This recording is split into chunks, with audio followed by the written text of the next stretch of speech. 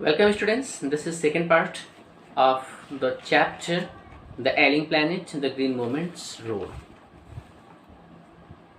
James Smith, the president of the World Resources Institute, said the other day we were saying that we are losing the forests at an acre a second, but it is much closer to an acre and a half to a second.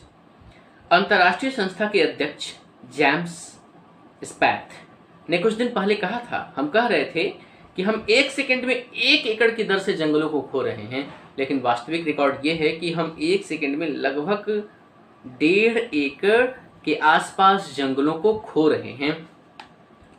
संविधान का अनुच्छेद 48A यह प्रावधान करता है कि राज्य पर्यावरण को बचाने और रक्षा करने का प्रयत्न करेगा और देश के जंगलों और वन्य जीवों को बचाने का प्रयत्न करेगा। संविधान में ऐसा प्रावधान है, परंतु जो दुख का कारण है वह यह तथ्य है कि कानून भारत में न तो माने जाते हैं और न ही लागू किए जाते हैं।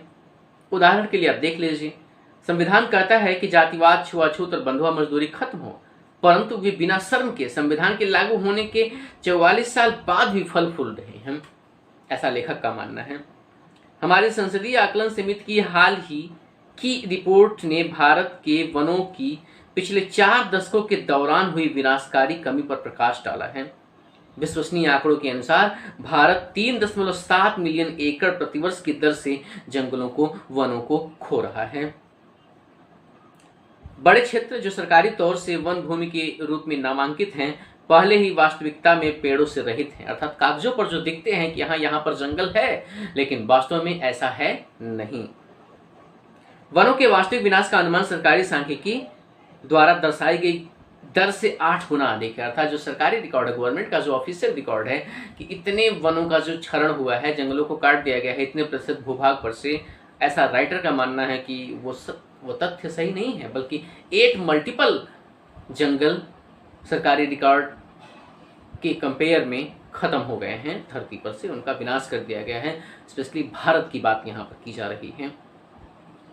संयुक्त राष्ट्र द्वारा उपग्रह और एरियल फोटोग्राफी की सहायता से किया गया 3 वर्ष का अध्ययन चेतावनी देता है कि पर्यावरण का इतना बुरी तरह से ह्रास हो गया कि यह 88 अनुसंधान किए गए देशों में से कई देशों में चिंताजनक है। स्टूडेंट, विश्व के लगभग 88 देशों में अनुसंधान किया गया वनों के बारे में, कितने भूभाग पर वन है, उनकी दशा कैसी है। तो पाया गया कि संयुक्त राष्ट्र के द्वारा जो उपग्रह और एरियल फोटोग्राफी है, उसने दुनिया को ये बताया, दुनिया के सामने ये रखा कि लगभग 88 देशों में ये चिंताजनक है, कंडीशन पहुंच गई है जंगलों की। इसमें कोई संदेह नहीं हो सकता कि संसार की जनसंख्या में बढ़ोतरी भविष्य के मानव समाज को विकृत करने वाले शक्तिशाली कारणों में से एक है। जिस तरीके से जनसंख्या विस्फोट हो रहा है, ये सबसे बड़ा कारण है जंगलों के खत्म होने का। मानव को 1 बिलियन जनसंख्या तक पहुंचने में 1 मिलियन वर्ष से भी अधिक समय लगा, अर्थात 1 मिलियन की जनसंख्या होने में 1 मिलियन वर्ष से भी अधिक का समय लगा। सन 1800 तक यह संसार की जनसंख्या थी, 1900 तक यह 1 बिलियन और जुड़ गया और 20वीं सदी ने 3.7 बिलियन जोड़ दिए, अर्थात 1800 के बाद 100 साल में 1 बिलियन जुड़ता है और उसके बाद फिर 100 साल में 3.7 बिलियन टोटल पॉपुलेशन दुनिया का इंक्रीज हो जाता है। संसार की वर्तमान अनुमानित जनसंख्या 5.7 बिलियन, 5.7 अरब के आसपास है। हर 4 वर्ष में संसार की जनसंख्या में 1 मिलियन की बढ़ोतरी वर्तमान समय में हो रही है। जैसे ही आय बढ़ती है, गर्भाधान कम होता है, शिक्षा का विस्तार होता है और स्वास्थ्य में सुधार होता है। इस प्रकार विकास सबसे अच्छा गर्भ निरोधक है, परंतु खुद विकास भी संभव नहीं है यदि वर्तमान जनसंख्या का बढ़ना जारी रहता है। व्यक्ति की जब इनकम बढ़ती है तो वो अपने परिवार के सदस्यों की संख्या कम रखता है, सभी बच्चों को शिक्षित करता है, परिवार के सभी सदस्यों का स्वास्थ्य अच्छा रहता है और इस प्रकार से डेवलपमेंट हो पाता है। लेकिन क्या इस कंडीशन में डेवलपमेंट हो पाएगा जिस तरीके से जनसंख्या इतनी तेज गति से दुनिया की बढ़ रही है? अमीर और अमीर होते चले जा रहे हैं और गरीब बच्चा पैदा करते चले जा रहे हैं जो उनको गरीब रखते हैं। अधिक बच्चों का मतलब ये नहीं है कि अधिक काम करने वाले होंगे, इसका मतलब ये है कि केवल बिना कार्य किए अधिक लोगों का होना। यह सुझाव नहीं दिया जाता कि मानव पशुओं की तरह व्यवहार किया जाए और जबरदस्ती के साथ बंध्याकरण किया जाए, अर्थात फोर्स करके हम बंध्याकरण नहीं कर सकते हैं। लेकिन इंसानों को सोचना चाहिए, अपनी आय, अपनी ज़रूरत और उसी के हिसाब से परिवार का विस्तार किया जाना चाहिए। परंतु जबरदस्ती के तत्वों को शामिल किए बिना इच्छा से परिवार नियोजन का कोई विकल्प नहीं है। विकल्प जनसंख्या का नियंत्रण और गरीबी के विस्तार के बीच में है। जिस तरीके से भयंकर गरीबी बढ़ रही है, जनसंख्या बढ़ रहा है, परिवार के सदस्यों को, मुखिया को यह चाहिए उन्हें शिक्षित किया जाए, उन्हें बताया जाए कि कैसे डेवलपमेंट में जनसंख्या विस्फोट बाधक है।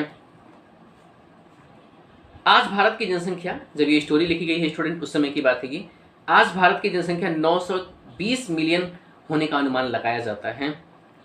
अफ्रीका और दक्षिणी अमेरिका की जनसंख्या के बराबर अकेले भारत जैसे एक देश में, भारत की परिस्थितियों से परिचित कोई भी यह संदेह नहीं करेगा कि लोगों की आशाएं उनकी भूख से पीड़ित झोपड़ियों में ही मर जाएंगी यदि जनसंख्या नियंत्रण को सबसे ऊपर प्राथमिकता नहीं दी जाती है। तो यदि जनसंख्या को कंट्रोल नहीं किया गया तो अन्य चीजों की पूर्ति तो छोड़िए, जो प्राथमिक आवश्यकताएं हैं उसकी भी पूर्ति भारत के लोग नहीं कर पाएंगे।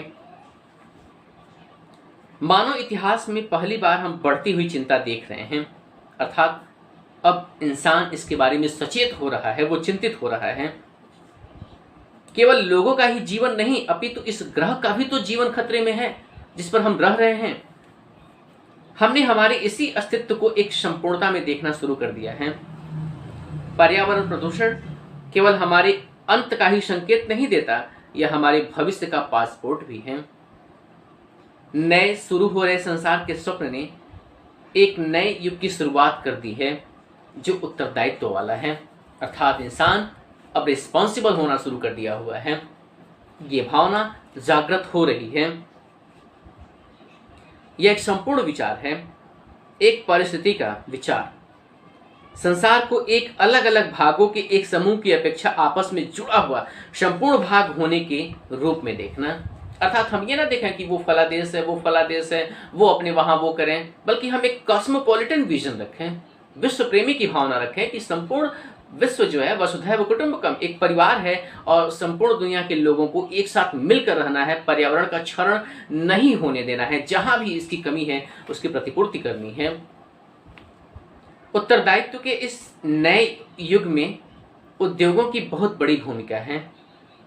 कितना बदलाव आएगा यदि और अधिक व्यापारी डू पोंट के chairman mister Edgar S Bullard की विचारधारा को अपनाएंगे, जिन्होंने 5 वर्ष पहले अपने आप को कंपनी का पर्यावरण अधिकारी घोषित कर लिया था। उन्होंने कहा, हमारे सबसे बड़े निर्माता के रूप में बने रहने की जरूरत है कि हम पर्यावरण के काम में श्रेष्ठ बने।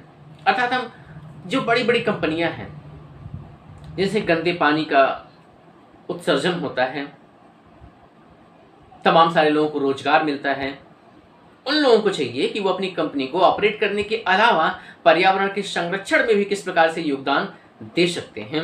जिस प्रकार से व्यापारी डुपोंट के chairman mister Edgar S Bullard ने कहा हुआ था कि मैं इस कंपनी के ऑनर के रूप में होने के साथ साथ मैं एक पर्यावरण अधिकारी भी हूं, मुझे उसकी भी चिंता है। जितने भी कथन मार्गरेट थैचर ने अपने प्रधानमंत्री कार्यकाल में किए, उनमें से कोई भी अंग्रेजी भाषा के प्रयोग में इतना नहीं लाया गया जितने कि उनके ये शब्द प्रयोग किए गए, किसी भी पीढ़ी का पृथ्वी पर स्वतंत्र अधिकार नहीं है। मार्गरेट थैचर ने तमाम सारी बातों का उल्लेख किया, उन्होंने स्पीच दिया, लेकिन उनके स्पीच का ये अंश कि किसी भी पीढ़ी का पृथ्वी पर स्वतंत्र अधिकार नहीं है। No generation has a freehold on this earth, all we have is a life tenancy with a full repairing lease। जो हमारे पास है वह है जीवन की काश्तकारी, एक पूरी तरह पट्टे पर लिया गया शरण स्थल। मिस्टर लेस्टर ब्राउन के शब्दों में, हमने यह धरती अपने आने वाली जनरेशन से कर्ज में लिया हुआ है, उधार लिया हुआ है, और हमें ये उनको रिटर्न भी करना है। जिस प्रकार से हम धरती का विदोहन कर रहे हैं, यहाँ पर्याप्त जो संसाधन है उस प्रकार उनका प्रयोग हम कर रहे हैं, आने वाले जनरेशन से हमने उसे उधार लिया हुआ है, ये हम अपने जहन में रखें, और हमें आने वाले जनरेशन को वापस भी करना है, सूद समेत उनको लौटाना भी है। Okay students, you will prepare it.